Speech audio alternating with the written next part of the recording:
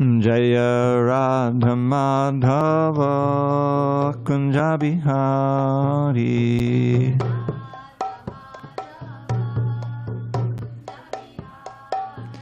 Jaya Radha Madhava Kunja Bihari.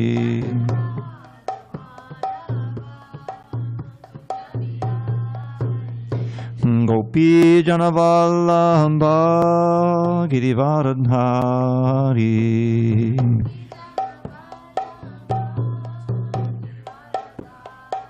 Jaya Gopi Janavallabha Girivaradhari.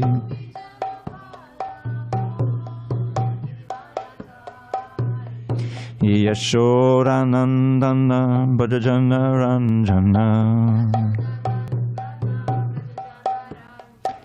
Yashodanandana Bhajana Ranjana. Yamuna Tiravanachari. Yamuna Tiravanachari.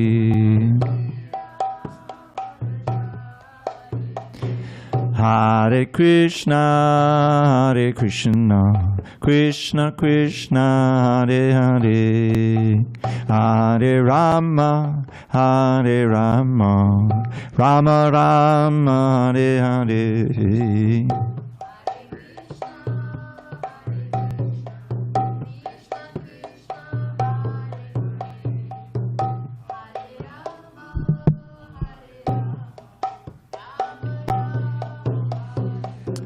Hare Krishna, Hare Krishna, Krishna Krishna, Hare Hare, Hare Rama, Hare Rama, Rama Rama, Hare Hare.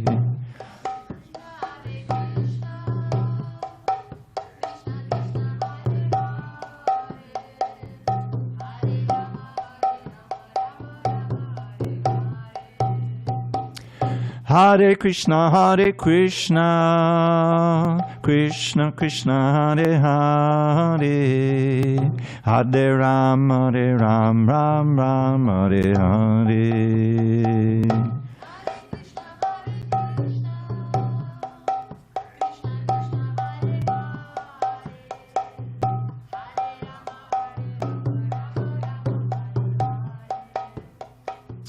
Jaya Radha Madhava Kunja Bihari.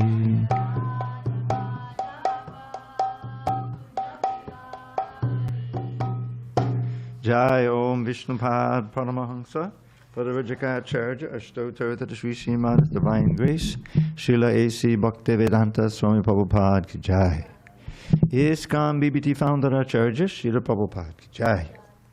Jai Om Vishnupad Paramahansa Paravajikacharya Ashtotartha Sri Srimad Divine Grace Srila Bhakti Siddhanta Saraswati Thakur Ki Jai. Ananta Koti Vaishnavinda Ki Jai. Namacharya Srila Haridas Thakur Ki Jai.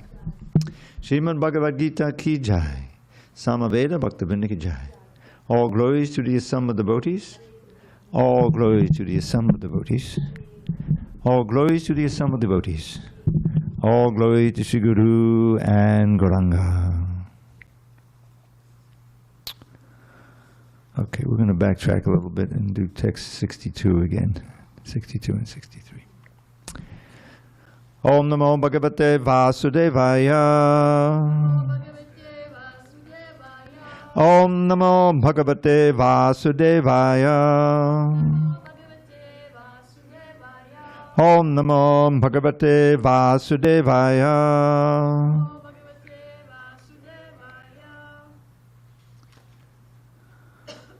On the 16th day of April 2025 in San Diego, we're reading from Srimad Bhagavad Gita as it is, translation and commentary by His Divine Grace A.C. Bhaktivedanta Swami Prabhupada.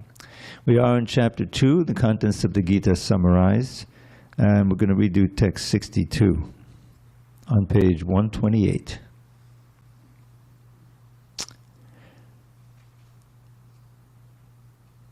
You got it? Dhyayato Vishayan Pungsa Sangasteshu pajayate. Sangat sanjayate kama. Kamat krodho vijayate. Dhyayato vishayan pungsa. Sangasteshu pajayate. Sangat sanjayate kama. Kamat krodho vijayate. Dhyayato vishayan pungsa. Sangasteshu pajayate. Sangat sanjayate kama. Kamat krodho vijayate. Want to try it, Prabhu? Dhyayato vishayan pungsa. Sangasteshu pajayate. Sangat sanjayate kama. Kamat krodho vijayate. Dhyayato vishayan pungsa. Sangasteshu pajayate. Sangat sanjayate kama. Kamat krodho vijayate. Bhakta Chad. Dhyayato vishayan pumsa. Dhyayato vishayan pungsa. Sangasteshu pajayate. Sangasteshu pajayate. Sanga sanjayate kama. Sangat sanjayate kama. Kama krodha vijayate. Kamat krodho vijayate. Kathy, I'm assuming you don't want to chant. Not yet. Next birth. Mahima is here. Who is it? Mahima. Mahima. Go for it. Dhyayato vishayan pumsa. Dhyayato vishayan pungsa. Sangasteshu pajayate. Sangasteshu pajayate. Sangat sanjayate kama. Sangat sanjayate kama. Kamat krodho vijayate. Kamat krodho vijayate. Anyone else? Okay. Dhyayataha, while contemplating. Vishayan, sense objects. Pungsaha, of a person. Sangaha, attachment. Teshu, in the sense objects. Upajayate, develops. Sangat, from attachment. Sanjayate, develops. Kamaha, desire. Kamat, from desire. Krodha, anger. Abhijayate, becomes manifest. Translation. While contemplating the objects of the senses, a person develops attachment for them. And from such attachment, lust develops. And from lust, anger arises. Purport. One who is not Krishna conscious is subjected to material desires while contemplating the objects of the senses. The senses require real engagement, and if they are not engaged in the transcendental loving service of the Lord, they will certainly seek engagement in the service of materialism. In the material world, everyone, including Lord Shiva and Lord Brahma, to say nothing of other demigods in the heavenly planets, is subjected to the influence of sense objects. And the only method to get out of this puzzle of material existence is to become Krishna conscious. Lord Shiva was deep in meditation, but when Parvati agitated him for sense pleasure, he agreed to the proposal, and as a result, Kartikeya was born. When Haridas Thakur was a young devotee of the Lord, Mayadevi similarly attempted to allure him. The incarnation of Mayadevi similarly attempted to allure him. But Haridas easily passed the test because of his unalloyed devotion to Lord Krishna. As illustrated in the above-mentioned verse of Sri Yamunacharya, a sincere devotee of the Lord shuns all material sense enjoyment due to his higher taste for spiritual enjoyment in the association of the Lord. That is the secret of success. One who is not, therefore, in Krishna consciousness, however powerful he may be in controlling the senses by artificial repression, is sure ultimately to fail, for the slightest thought of sense pleasure will agitate him to gratify his desires. Om Jnana Timirandasya Jnanandjana Shalakaya Chakshu Unmilitam Mena Tasmai Shri Gurave Namaha. I was born in the darkest of ignorance, but my spiritual master, Srila Prabhupada, opened my eyes with the torchlight of knowledge. I offer my humble obeisance unto him and all members of Sri Parampara. Now, one note before I continue. You notice how I rearranged things there in the middle of that purport. Now, there's a reason for that.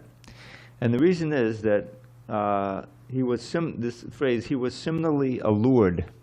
Now, I looked up that word allure, and it means attracted, tempted, you see.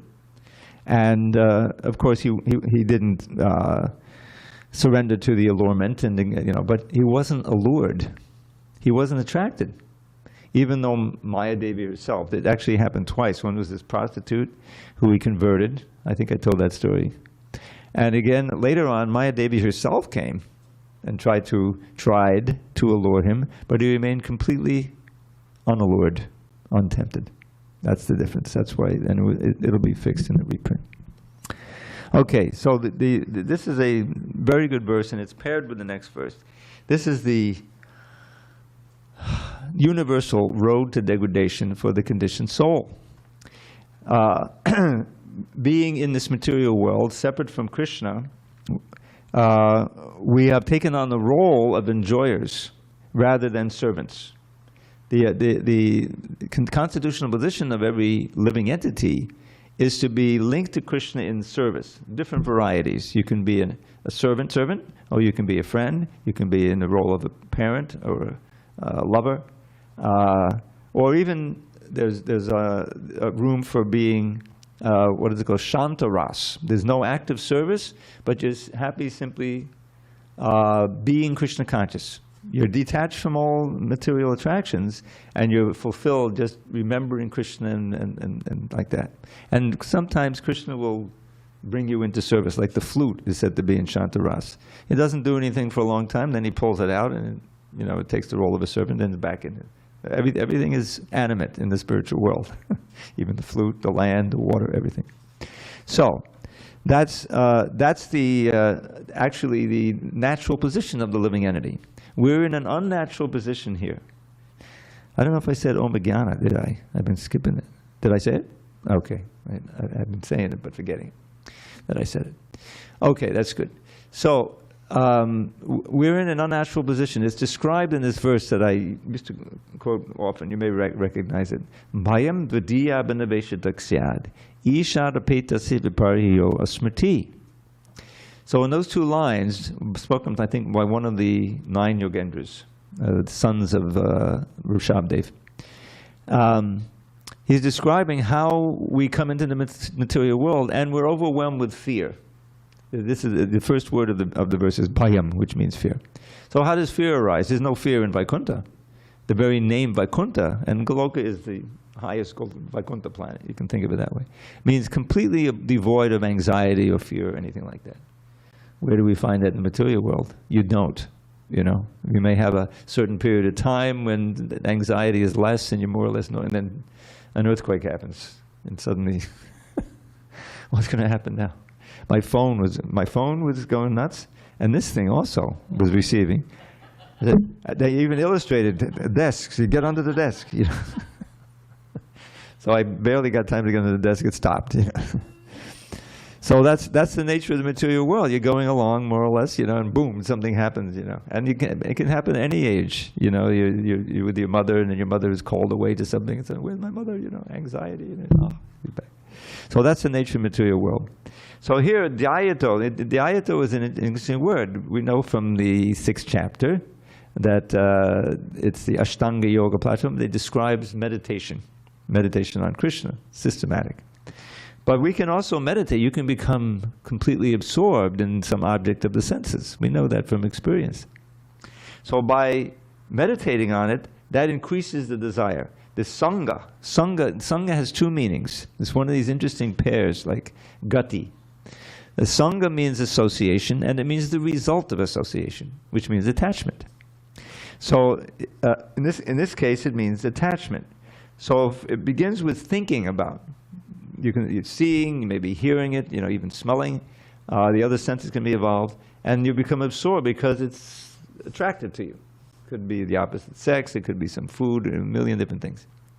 So, and then from that attachment, especially if it's still available and you can still see it, the strong desire develops. That's what kama means.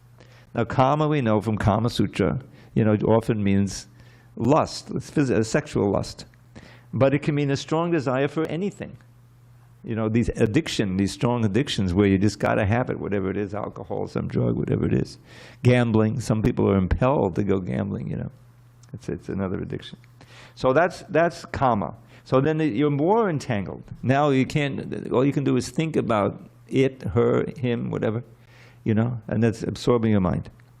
Now, then it's interesting that the next thing that happens is kama krodha vijayate. From lust comes anger. Now how does that work? Because inevitably it's frustrated.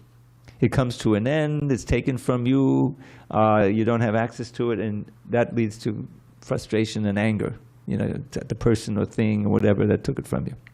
Now, when that gets internalized, it can become depression. You're not able to express your anger, but you're defeated, and whatever. So that's another concomitant sub result. So now, what does Prabhupada say? Now, the first sense, one who is not Krishna conscious is subjected to material desires while contemplating the object of the senses. Now, why is it that one who is Krishna conscious is not subjected? Because that the desires are all sublimated into something related to Krishna. Pleasing him in one kind of way, interacting, all the senses can be, perceiving him. Just to see the deities can be completely fulfilling. Hearing the holy name, honoring prasadam, serving prasadam, all of these things can become occasions for ecstatic service, ecstatic experience. The purer you are, just seeing the deity. Lord Chaitanya ran into the Jagannath Puri temple. Now, of course, he's God himself, but he was showing the ideal devotee. And he was just enthralled. He says, oh, there's my Lord, and he fainted, he fell on the ground, he went into ecstasy like that. And his whole, preaching was giving that experience to others by example. By the chanting, the kirtan, it's all very, very inviting. It's not like exclusive at all. So he was showing, therefore, that everybody has that ability, has that unrealized, in the conditioned state, relationship with Krishna. So that's very important to understand, that we have this ability for ever-increasing, unlimited happiness and bliss, which is inconceivable on the material platform. From childhood that comes to an end. The little birthday party comes to an end. The chocolate cake comes to an end. Your games with your friend comes to an end, right? Everything is temporary. So you learn in the frustration, But the thing is, when you experience it, what to speak of contemplating, when you actually experience the object of the senses, then that plants a very strong desire in your heart, in your mind, to experience it again.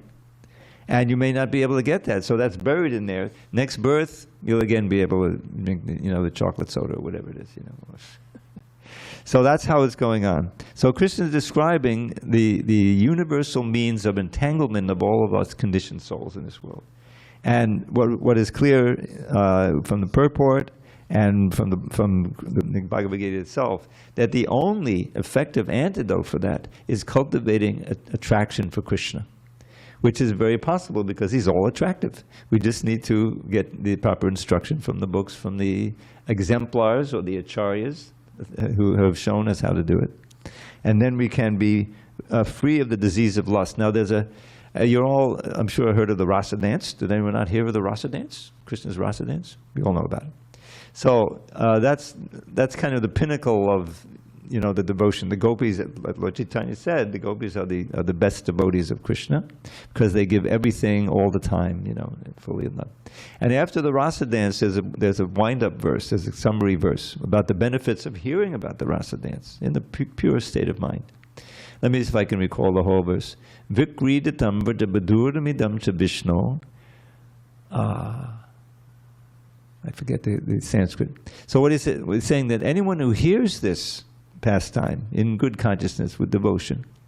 Of Krishna with the Vrajavadus, with the, means basically the wives, the gopis, married gopis, all the gopis. Vishnu, Shraddhanvato, with great faith, from the right source. Then he will become very purified and cure the disease of lust. Kama, it's called Kama Roga. Roga is a disease. So, how does it get cured? It doesn't disappear. It becomes prema. It's like the sublimation of lust is prema, which is the highest goal. So you can see why that analogy in the 15th chapter, right at the beginning, the upside down banyan tree. The whole idea is that we're like, the whole material world is a perverted reflection.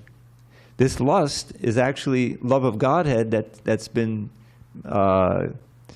curdled, if you will, by contact with the material energy and by our misapprehension. So when it's converted back into pure love of Godhead, then you see everything differently. Even if you're still on this planet, you see yourself differently, everyone else. You can relate to everyone as a latent devotee. Everyone is every living entity. We'll just speak of every human being, certainly, every living entity. And so your whole outlook on life changes. And if you really advance and you can do it right, you're always tasting that bhakti rasa. It's inconceivable on the material platform, because the material platform, you taste it for a while, then you got to stop it. It's temporary. But this bhakti rasa doesn't have to be temporary. That's why Prabhupada would always say 24 hours a day. Well, that includes sleeping. Yeah, yes, even in your dream. Bhadrinarayan Maharaj, yes, experience in the ashram, with 20 brahmacharis. And book distributors, in their sleep, they're distributing a book, and the pujaris are offering artik in their sleep, It's glorious, actually. But it means that you never have to be separated from Krishna. We are never separated from Krishna anyway, but you never have to forget your separation from your intimacy with Krishna. If you're wholesomely desiring to serve him, then he reveals himself to you at every moment, and you're actually peaceful. So that's where we want to go. But here we're going to continue now with the degradation of the soul. This is the universal principle. So the last one was anger, right? Krodha. So what happens after Krodha? Krodhat bhavati sammoha. 63. Sammohat smriti vibhramaha. Smriti brangshad buddhinasho. Buddhinashat pranashyati. Doesn't mince words. From anger, complete delusion arises, and from delusion, bewilderment of memory. When memory is bewildered, intelligence is lost, and when intelligence is lost, one falls down again into the material pool. Purport. Now, he's going to give the antidote in the next verse. So, purport. Srila Rupa Goswami has given us this direction. Prapanchikataya buddhya harisambandhi vastunaha mumukshabi parityago Vairagyam Palgu Katyate, from the Bhakti Rasamrita Sindhu 1.2.256. By development of Krishna consciousness, one can know that everything has its use in the service of the Lord. Those who are without knowledge of Krishna consciousness artificially try to avoid material objects, and as a result, although they desire liberation from material bondage, they do not attain to the perfect stage of renunciation. Their so-called renunciation is called Palgu, or less important, or weak. On the other hand, a person in Krishna consciousness knows how to use everything in the service of the Lord.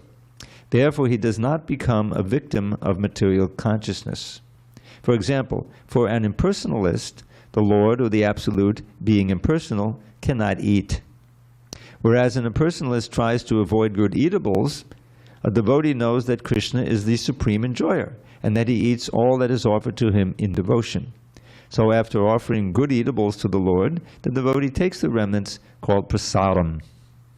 Thus everything becomes spiritualized, and there is no danger of a downfall. The devotee takes prasadam in Krishna consciousness, whereas the non-devotee rejects it as material. The impersonalist, therefore, cannot enjoy life due to his artificial renunciation. And for this reason, a slight agitation of the mind pulls him down again into the pool of material existence. It is said that such a soul, even though rising up to the point of liberation, falls down again due to his not having support in the devotional service. So Prabhupada is quoting a verse here, although not the Sanskrit. First of all, let's contemplate the verse that Prabhupada quotes in the purport. Prapanchikataya buddhya. Prapanchikataya means buddhya means having the mentality that it's material, not spiritual. And what is that? Hari sambandhi vastunak. Even those things, vastunak, that are related to Hari. You know, they'll look at the deity. Why are they worshipping an idol, a stone idol? You know, that's not God. That's just a stone. And the food is this ordinary food. There's a verse about this. Arche Vishnu Shiladi Gurushi Nadapati Vaishnave Jati Buddhir. To see the worshipable deity, Arche means the Archana means the deity form. Vishnu Shiladir. Simply thinking. Di means having the mentality, it's just a stone. Gurushu, and the guru is an ordinary human being. Vaishnava Jati Buddhir. And to see a Vaishnava according to his birth. How can you be a Vaishnava? You can't even be a Brahmin. You were born as in a Shudra family. Nothing. No, Lord Chaitanya, you know, in the Shikshastik, he said, the second verse, there's no hard and fast rules for chanting this mantra. Anyone can chant. Any human being can chant it and be elevated. Doesn't matter what you did. What's the proof? Jai and Vijay. Not Jai and Vijay. Can't believe it. Jagai and Madhai. Jagai and Madhai, the two fallen Brahmins in Navadvip, where Nityananda and Haridas were sent out to preach by Lord Chaitanya, and he told them what to say, a very simple line. Bolo Krishna, Koro Krishna Shika.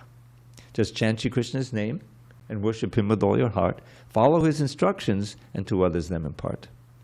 So they would chant this. They would go out, and they were the saintly and renounced souls, and so people would open their doors, and they would give him this. They would tell him, please just chant Hare Krishna, and most of the people would because But these guys, Jagai Madhai, they were thieves, they were scoundrels, they were arsonists. I mean, people would give them a wide berth. In other words, fallen Brahmins, even though they were born in Brahman. So Nityananda, he saw these two, and he said, "Oh, these are good candidates. If these can get delivered by Lord Chaitanya, then he'll become very famous." So when they first told him, I think it was Jagai who became enraged that they were instructing him that way. They started chasing after them, and there's a scene where Nityananda and Haridas are running through the streets. Now they were also drunkards, so they couldn't really run properly. So eventually they fell down, on the ground. But Haridas was complaining to Nityananda. You see, I know you're Abadut. You see, you're getting me in trouble. I can't run as fast as you. He's older, so they're going to catch me.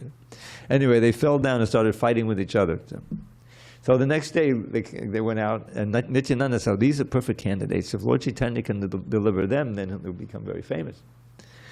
So again, he told them, please chant Hare Krishna. And famously, this Madhai, he found a shard. You know what a shard is? Of a pot, a broken pot. It's a piece of a pot. He threw it at Nityananda hard, and boom, hit it in the head here and started to draw blood. He's bleeding.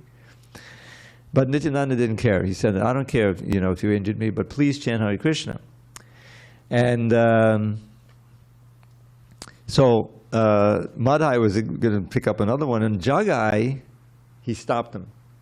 He got some sanity back. He said, what are you doing? He's a saintly person. You're like that. So he stopped. Meanwhile, Lord Chaitanya had heard what happened, because there were some other devotees around. They ran back, told him. He came with his chakra. He's going to kill him. So he's coming there, angry, and they're trembling. And Nityananda said, no. First of all, this Jagai, he stopped Madhai from throwing another shard at me. He said, oh, okay. So, you're okay. With this Madhai. So Jagai surrendered to Lord Chaitanya, and he gave him prema, So Madhai said, oh, maybe I can get some too. And I said, no, you have to get Nityananda's, forgiveness, which of course he gave. So he welcomed them, and they were purified. They became prema bhaktas. And Lord Chaitanya warned all the other devotees, saying, now don't refer to their previous life. You know, they're now sinless. They're on the same level as you. So that, you know, this is given as an example of the great power of Lord Chaitanya's preaching and like that. But also, it's very sobering to see how far you can fall. They had been born in Brahmin families, and they became rogues and rascals and drunkards and everything. So we don't have to search very far around here. So what's the so this is a verse now in the Nectar of Devotion, Bhakti Rasamrita Sindhu, describing those who are can't become devotees if they maintain this mentality.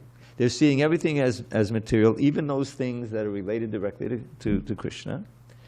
But mumukshabi padityago, desiring liberation, thinking this is all material, because we want to go to the Brahman where there's no variety. That's a nirvishesha shunyavadi. Nirvishesha means no details. You go to the Brahman, it's just homogeneous light, and spirit. Great, it's a great relief. No birth, no death, But no body, no relationship, nothing to do. So they all fall down. So they give up everything related to Krishna, thinking of material. But this vairagya is very weak.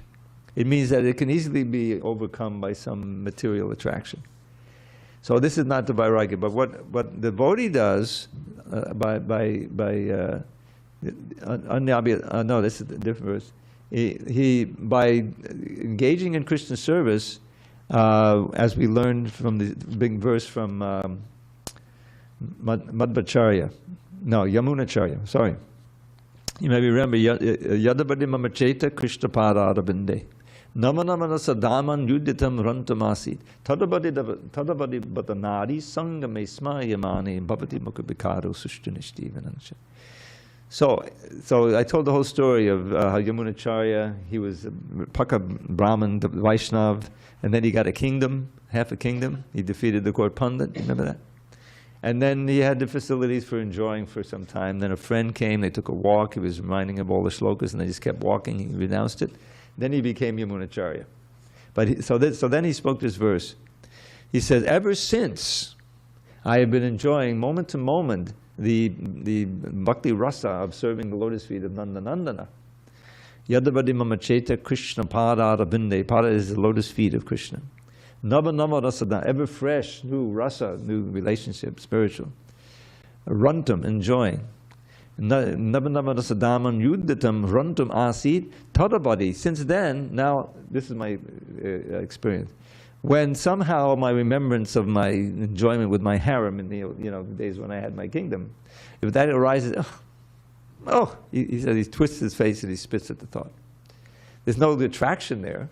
Whereas someone who's just dhyayat ol vishayam pungsa, he gazes it, and then he's just meditating on that all again and somehow, And then when he can't get it, he becomes angry and frustrated and depressed. That's the previous verse. So, we don't want to be like that. He's describing this weak vairagya. It's not really vairagya. But genuine vairagya means that you're enjoying moment to moment Krishna consciousness. Therefore, the desire for material things doesn't even arise. That's the whole idea. And Prabhupada is quoting the verse. You may have heard it before. The demigods have come into the dungeon of Kamsa. They're hidden, behind a pillar or whatever, and they're offering these prayers.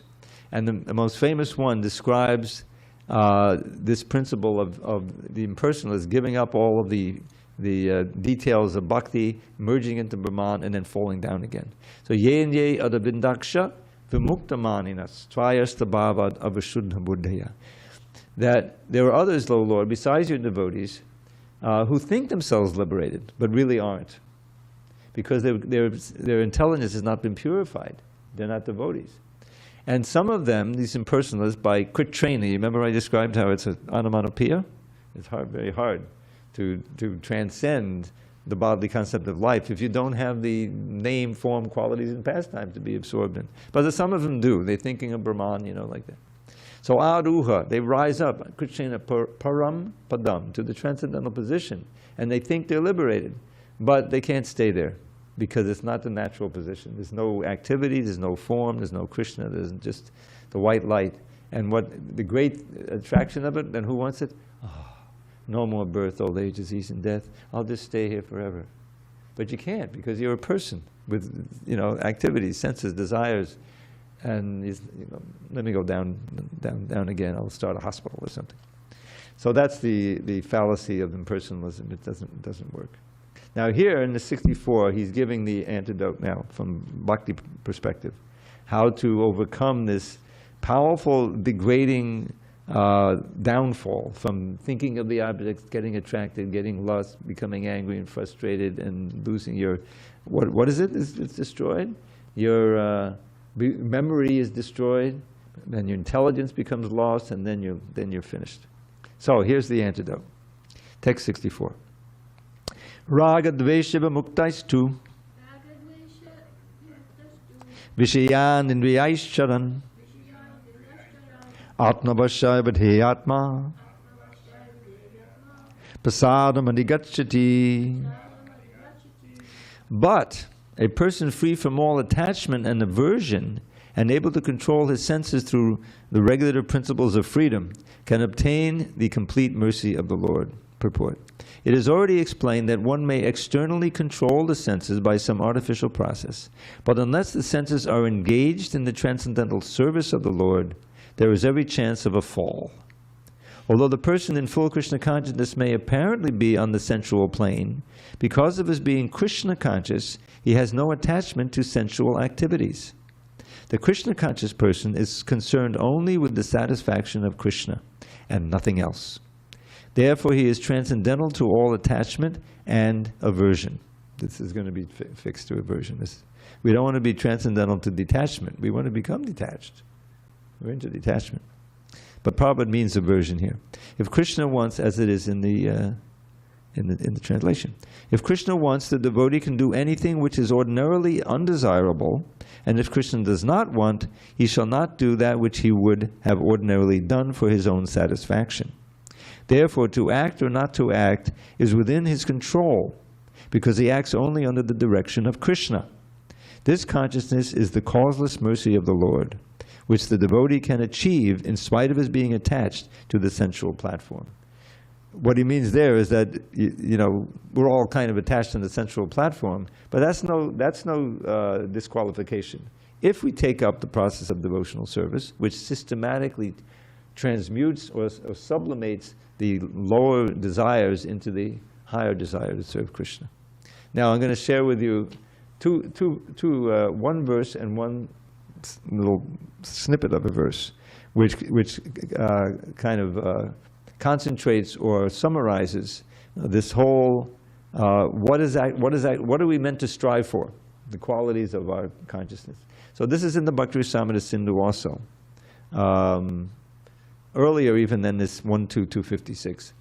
So he's defining the object here. This is in the very first chapter. Anyabhilashita shunyam jnana karma janavratam anukulena krishnanushilanam bhaktir uttama. Bhaktir uttama means the highest bhakti. This is the aim for every living entity.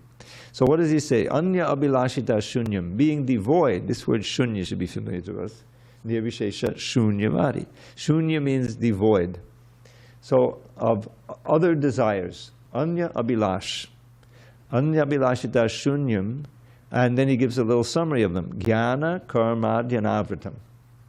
Jnana means this desire for knowledge of the absolute. That's a what should I say? A little keyword indicating impersonal realization. That can be very desirable for the Mayavadis. They're looking for that. And karma simply means all the varieties of material pleasure. Anadvitam, not covered, not tinged or tainted by any desire, ultimately for liberation even. Verse. Although that's a good motivator to start, but eventually we discard that also. Jnana karma dhyanavrtam, then what do you do? This is what you don't want. What anukulyena Krishna anushilanam. Shilanam means your behavior, what you do with your mind, body, and senses. Is anukulyena Krishna anushilanam, means that activity which is favorable for Krishna. Anukulyena means favorable. Kulyena Krishna anushilanam bhaktiruttama. That is the definition of pure devotion. Now, what Jiva Goswami in his Sandarbhas, I don't know exactly which one, but Prabhupada quotes this line in the purport to a famous verse about akama sarvakama va, whether one is free of material desire or full of all material desires, one who's intelligent will intensely worship the Supreme Person, Krishna. So in the purport there, it said, what does it really mean to be akama? Akama actually is used as a noun, an akama, a person who is devoid of. We've just been reading about it. Kama, this intense desire to enjoy sensual pleasure. That's kama in all its varieties in Sanskrit.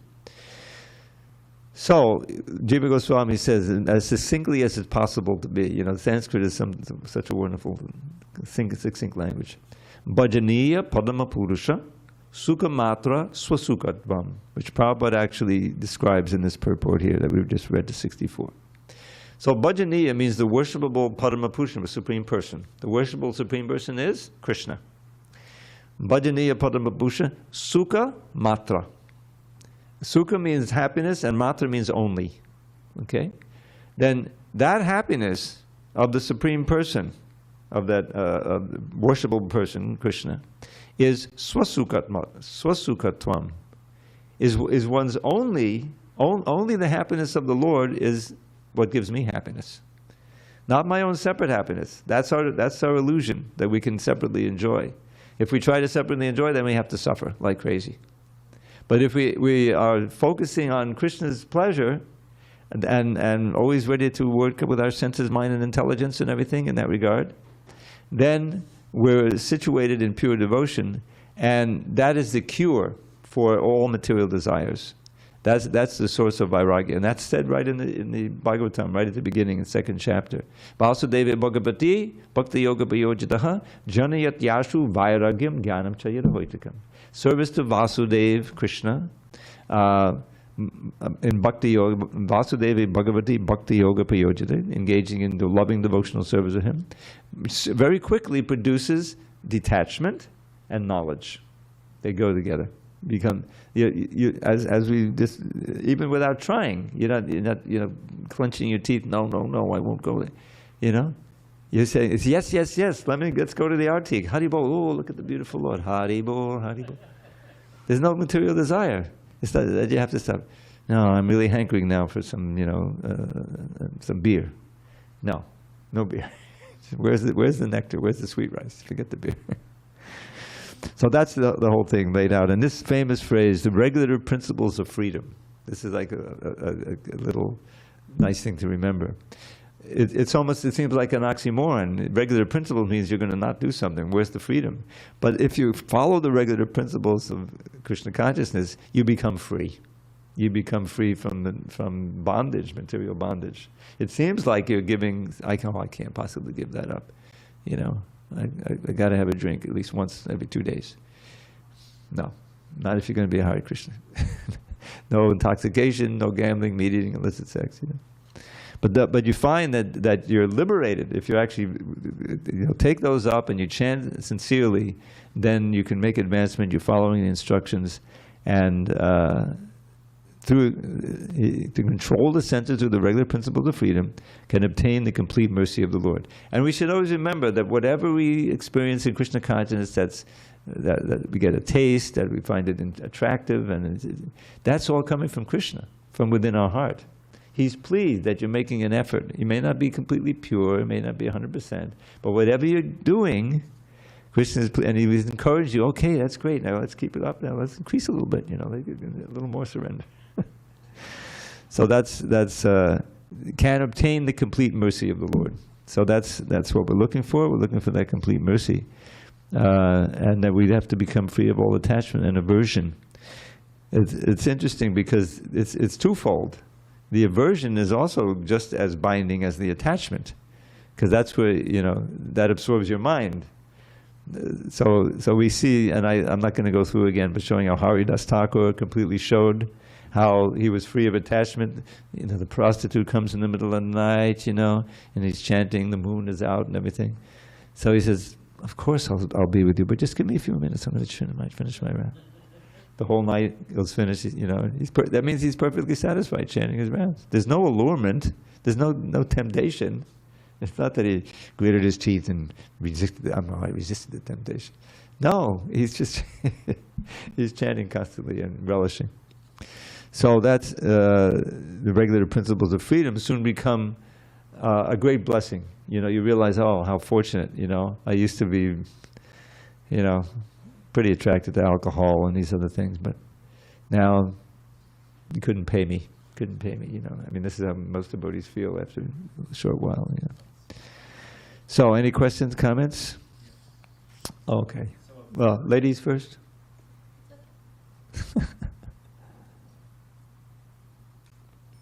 Hare Krishna. Haribol. Haribol.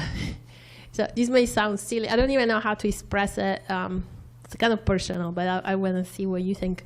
My life is being really difficult, you know, with the job, the stress, a lot of fear, a lot of, you know, I can become even emotional. And I just feel I try to be a good devotee. I'm not able, really. Like, sometimes I don't feel like I want to chant. And so I started developing a thing that maybe it's a sense of inferiority or what, that Krishna doesn't like me. And so I don't know how to... it just hurts me. Like, I don't feel his love. And I think it's all my mental chaos that I'm going through. So what should I do to feel with less of this anxiety, less of this fear? Well, yeah. And feeling that he's close to me. Yeah. I cannot. Well, what I can recommend, because I know that it's probably difficult, you're working and everything, if you can see yourself clear somehow that you can take it the whole day out where you're just doing bhakti, you know, if you're able to do that. And that, you know, that we experience that as devotees when there's a festival coming, you know, it's a special day, and it's always like you've been here for one of those flower festivals, you know, the petal festival. They didn't used to do that. I mean, I remember the first one. I said, "Wow, this is the best festival we've ever had." You know, I was standing in the back and watching everyone throw the flower petals, and everyone getting the flower petals, you know. And so, and to somehow, you know, clear your schedule so that you have, it may not be a whole day and maybe just a half day, and everything else is put aside. And the best is if you're an association of devotees, you know. I mean, they have all these events. They went on the bonfire. Did you go to the bonfire? Okay.